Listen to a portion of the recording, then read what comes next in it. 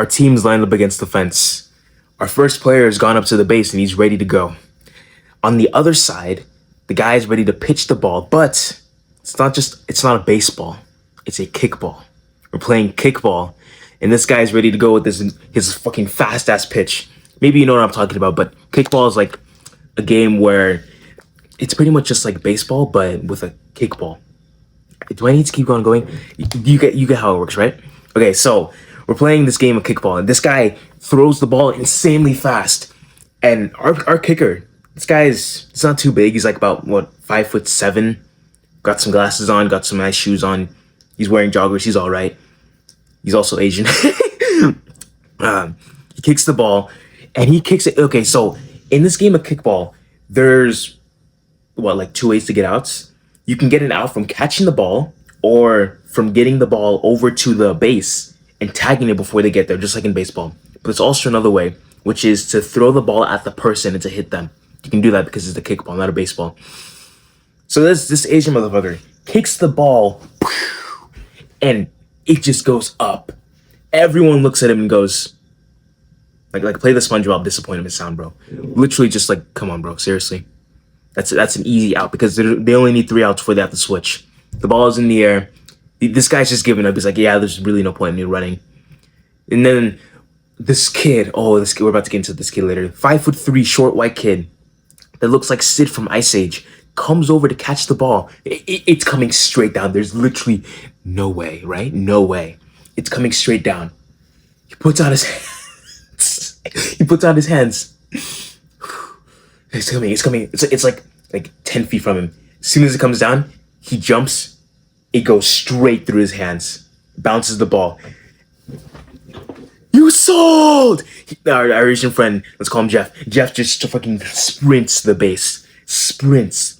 Because at this point, the ball has hit the ground so hard that it's bounced up like 3 times as high up.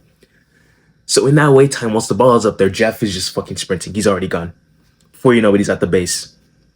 Everyone, our side, their side, everyone clowned this motherfucker. Everyone clowned him. And it was so crazy how much like everyone ganged up on this one guy and told him, okay, you can go sit on the sides or just go in the very, very back. Like go in the very, very outfield. And he's looking at us like, wait. He's looking at his other team like, wait, no, I'm sorry, I didn't even know. Bro, seriously? So let's fast forward a little bit. We go back into the locker room. Oh, this is the fun part. We go back into the locker room. It's just disrespect in there. It's just all shit in there. Deadass, bro. There's cuss word. It's not a good sight. It's not a good sight, especially for him. This kid had this self-deprecating feeling about himself. This feeling where you just could not like him. He was pretty much unlikable in the way that he didn't like himself. So he would go, okay, so this locker room has pretty much 2 different sides. Football kids / athletic side, and then the fat side / the weird side / unrespected. So you can pretty much see like the person that's skinny fat comes on this side. The person that's an athlete's on this side. Here I am right in the middle. This was like freshman year anyways. The kid that didn't catch the ball, the 5'3" kid, he's over here. He comes over to the football side and starts dissing with the tallest guy there. Like I'm talking like 6'3", like what? 260. I'm like 6'3". How much did he weigh? He weighed like 180 to 200 pounds. Started dissing with him first. And it was like all up in his face, like, yeah, what's up, what's good? Everyone there started to just straight up just gang and clown on him. Oh, it's fucking... I wonder how I can like reenact the scene for you to see. And he goes over to that group, to like this side of the place, the side of the locker room. He goes up to one of the tallest guys there. He starts speaking some shit to him like, yeah, you can't fuck with me. I'm still good. It don't even matter. As soon as he said that, bro, big guy looks at him in the face and goes, man, shut the fuck up. Literally just slaps him right then and there in his face. He's like, man, fuck you. And then all the other guys say, nah, fuck you, bro. Get out of here. We don't like you. And I'm just looking at this kid like, oh, poor brat. He's really like self-harming himself right now. This is just self-harm. He didn't have to do any of that, but he went ahead and did it anyways. Made himself so much more dislikable to the other person. He made himself so much more hateable. Is that even a word? Who cares? He made himself so much more of a person that you just don't like, of a person that you just feel all these feelings, all these levels of disrespect. So then I wondered, how can I do that? How can I make it so that people will disrespect me just like this kid? Let's fully analyze what this kid has. Use it to our advantage to see what makes it so that we're so unlikable. So I'm just gonna tell you a few things, give you a few tips, some things I've learned about people disliking you. So I'm only gonna do up to 5 tips because I can't be bothered to go over that. I gotta go to church in like 20 minutes. So let's speedrun this, yeah? The first thing that's making other people dislike you is your body language. Now how? How does that even work? Well, let's get this straight out of the way. The way that you position your body, like, you know how you, like, when you're talking to someone, maybe you're talking to someone you like actually care about, you face your body towards them, right? You look towards them, give your whole body their attention, right? What we're gonna do instead, we're gonna face our bodies away from them and see what that does. See how much they like react to us, see how much they care about us. 9 times out of 10, you're almost guaranteed to get a result that is, I don't like you because you're not paying attention to me while I speak. So facing your body away from someone as they speak, oh, that's a surefire way to be disliked. Making them know that they're not worth our attention. Big brain play. I won't get too much into detail about that, but that's the first one. Second one, ooh, stinking. Isn't it so fantastic being around someone whilst they have this stench that you just cannot be bothered to be around? Oh boy, because they get that feeling of what's the word? Not purification. It's like another toxification. They get that feeling of toxification and they're like, wait, hang on. That guy is the reason for this bad feeling I'm feeling. They associate those two bad feelings and they dislike you just like that. That's how most of these feelings even happen. It all comes from associations. You get the negative emotion and then you draw it back to the person that gave you that emotion. So now you hate these. You hate the feeling that they just given you, and now you hate the person that gave you that feeling. That's gonna be like a summary of the video, but stinking, no. So being around someone that's stenchy, or being yourself being stenchy, and then being around someone, and then them getting a little bit of that, woof, that is tough. Because then they'll really have a reason to not like you. Third one. This is a really tough one. Selfishness. Only talking about yourself in the conversation. Not giving the other person a chance to speak. Because I know all humans are like naturally going to be selfish. Like we naturally care so much about ourselves. But you can definitely go a little bit to the extreme with that. You can definitely take it a little bit too far, only being so selfish. And people just don't like that. It's so weird. People are naturally selfish, but we don't like it when people are being selfish. Isn't that fucking like, it just fries your brain when you think about it like that, huh? But you can definitely get what I'm talking about here. When you're so selfish, when you only care about yourself and your own needs in the conversation with this person that you're speaking to, when you make it seem as if you don't really give a fuck about them, what the fuck, why are they there speaking to you then, huh?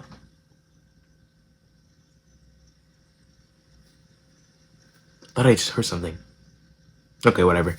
Anyways, perform. Being pessimistic. So you know how there's optimism and there's pessimism.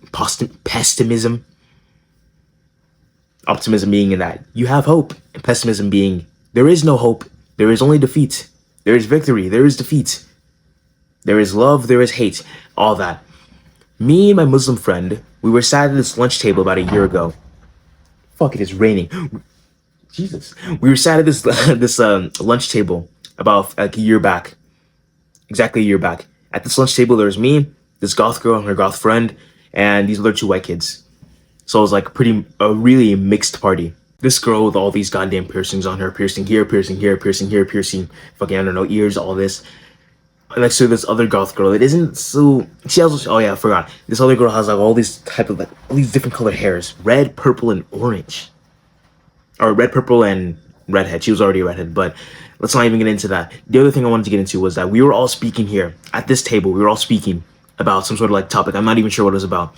And then she goes into like this depressive episode, and she starts talking about there's just no hope. Honestly, I don't even care anymore. If I like had the chance to like kill myself right here and then, I would do it right now. I don't really want to though. I'm like kind of waiting. She says all this. My Muslim friend next to me, he's like what, 6'2", a little bit skinny fat, like 100 pounds. He's got like this long curly hair. He jumps back. He's like, man, shut up, negative Nancy, making my sandwich sour. Oh, everyone there at the group laughs. The girl just kind of chuckles a little bit. And then my friend, he literally just gets up, grabs his plate, and he's like, I'm gonna go and use the bathroom real quick. I'm gonna go use the bathroom. Why'd you grab your plate and your backpack? I'm gonna go use the bathroom. And I'm like, I may as well go too. I fist bump everyone there because I'm so cool. Because I'm so cool. Fist bump everyone there, get up, and just welcome my boy. So now that I have to like, I really want you to like understand this. Being pessimistic and being hopeless, nobody wants to be around that. Just got back from church. How about we continue off where I just ended, where I was speaking about pessimism, right? I think that was it. You can like go back like 10 seconds. Yeah, I was talking about pessimism. Okay, so being hopeless and being the preacher of negative news, it's a really, really good way to get other people to hate you. You may be asking why. I mean, I know this is literal common sense that if you spread negative and bad news, or if you are hopeless and you start talking about hopeless shit, other people won't like you. I know it's common sense, but like, why? Well, first off, you have to be aware of the negative emotions that it brings up. So it'll bring up all these negative emotions in the person that you're speaking to. And then, oh, here's the fun part. Here's the part where you and I both love. They'll associate it with you. So they'll associate these negative emotions with you. So every time they see you, they'll be reminded of how you made them feel. That is grade A. That's perfect. That's exactly what we want for making other people hate us, for making other people dislike us. That is beautiful. Start being the preacher of bad news. Start being the preacher of hopelessness, the preacher of pessimism, and other people will. It's just so beautiful. Do you think people want to be depressed? Before I go on to the next note, do you think the 14-year-old that's addicted to porn, video games, junk food, all these bad things, do you think he actually wants to be there? Do you think he wants to be in that situation, in that bucket? I mean, if he could snap his fingers and be, I don't know, the star of the football team, 20 pounds of muscle, a beautiful girlfriend, A+ grades, if he could snap his fingers and achieve that, do you think he would? I mean, I think he would. What about you? I really think he would. I don't think he wants to be in that bucket situation where he is right now. So when you go about preaching about all this negative news and all the people and all the fucking pessimistic shit about there's no hope, there's no point, don't even bother. When you start preaching about all that, bro, all you're doing is just reminding, let's say, that kid the situation he's in, and you're making it even more worse for him. Oh, thanks for nothing, bitch. You don't want that, don't you? Wait, I'm so dumb. This video is supposed to be how to make people dislike you. So just what I just said, don't even worry about it. The fifth way to get people to dislike you. The fifth way. Oh, this is perfect. This is perfect. Go back on your word. You want to have a track record of going back on your own word and being dishonest. What would you value? Honesty or dishonesty? Which one more do you value? This one completely destroys relationships and friendships. One single lie can build build a snowball effect, as that one lie can then gets to 2, then more, then 3, then 4, then 5, and then no. But honesty, this one's really nice, huh? At least with this one, you're telling the cold hard truth, but there's growth to be in that. I would. Oh boy. Okay, hang on. My 6-year-old cousin. Motherfucker, he lies so much. What was the last lie he told me? Oh yeah, He had my so my AirPod right here. He lied about where it was. He told me it was like somewhere under my bed or something. Checked under my bed, it's not there. And then he goes into his room, locks the door, and I'm like, "Where's my AirPod? Where's my AirPod?" And he's like, "Nah, I don't know." Motherfucker just he kept on lying to me, and I actually got a little bit annoyed. I know the kid's like 6 years old, but like, bro, when he grows up, I you know, you and I, we both see long term. We don't see 10 minutes into the future. We see more like 6 months into the future, right? Hopefully, you've been delaying gratification. So this motherfucker wouldn't tell me where my AirPod was, and I'm like, bro, spit it out. Shit's like $60-$70. I kinda need it. Finally opens the door, he lets me know where it was. It was in his room under the pillow. I got a little bit mad, but I didn't smack him in the face. I just looked at him like, oh my god. It's so ironic how that 6-year-old cousin is the most disrespected in his entire family. All of his brothers all just mess with him all the goddamn time because also he's like a little bit fat, but that's not the point. He just gets clowned on so many times because of how much of a liar he is. You can barely trust what he says. My mom and my grandma, they've already adjusted and accustomed to the way that the way that my little cousin speaks. It's like, oh yeah, no, I put it over there. Did you? No one can take him seriously, bro. Having the reputation of being a liar is honestly horrible. People will not take you seriously. People will genuinely dislike you. I still dislike him. Every single time I see him, I like pretend to kick him. Like just quick goal. Just like that. But yeah, if you want people to dislike you, please watch this video and keep on doing it because it will work fantastically. Body language, body odor, pessimism, lying. What was the fourth one? The third one, my bad. I don't remember. But anyways, you want people to dislike you, bro, you know exactly what to do. Okay? You got that? And if you want people to like you, first link in the description. Dummy.